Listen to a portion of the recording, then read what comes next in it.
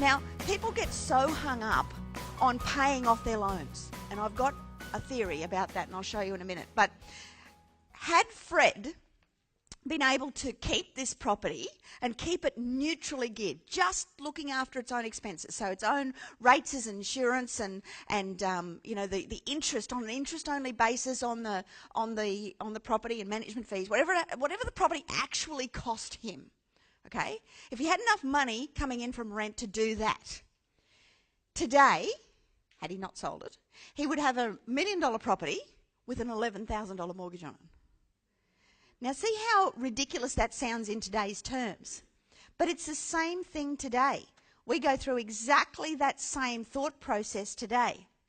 And while you're still accumulating and getting to the point where you've replaced your income not once, but 2 or 3, 4 times, I don't think principal reductions in your loans is necessarily the way to go. Now, as I say, I've got a slide coming up on this shortly, and I'll show you why. Just bear with me for a minute. The next 2 properties, this one here, again to 1970, he bought it for $12,000, sold it a week later for $13,000. He was a big-time property investor. Today, that property is worth about $1.5 million. This one here, same thing, 1970, he bought it, $8,200, sold it 2 years later for $9,000. Today, it's worth over $1 million. You know, it's the same story over and again. And I personally have gone through this process as well and, traded properties that I didn't have to sell. Fortunately, it didn't take me 40 years to wake up to the mistake. It doesn't take you that long either. You can learn from Fred's mistake. I've now got a motto, and that's real wealth comes from accumulation, not trading.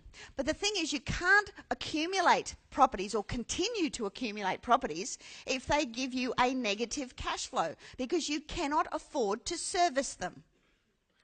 So the accumulation then needs to be with properties that are either just looking after themselves or properties that are positively geared.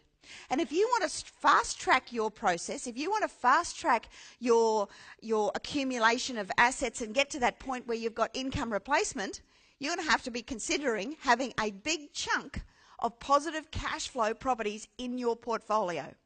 Now, when we have a break after morning tea, I'll show you what and how to look for that.